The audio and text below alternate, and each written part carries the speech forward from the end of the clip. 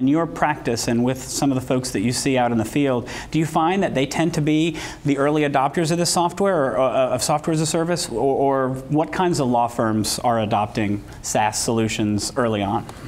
I think you're right. The solo and the small firm has typically been the pioneers in moving technology.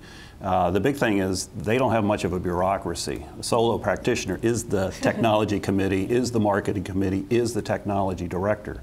So they're the ones that are pushing that. But I think we also need to kind of look back. 12, 15 years ago, back in the late 90s, we also had the same type of model that was surfacing, the application service provider, ASP. And back then, I think it was Westlaw that introduced Westworks, another big name, traditional online research company that was pushing technology and pushing this. Unfortunately, it folded. It did not work. And along with that was the .com crash. And the reason I'm bringing this up is because it's pretty much the same model that we have now. Subscription as a service, that's what ASP was. But back then, I don't think the legal profession was ready. I think the cost was too high. What I'm seeing now is that technology is there and it has been there for a while. And I think people are a little more comfortable with the fact that their data is residing somewhere else.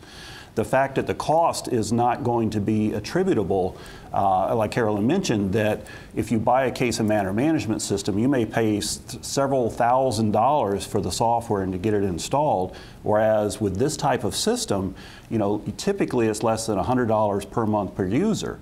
And that's very enticing to a solo and a small firm.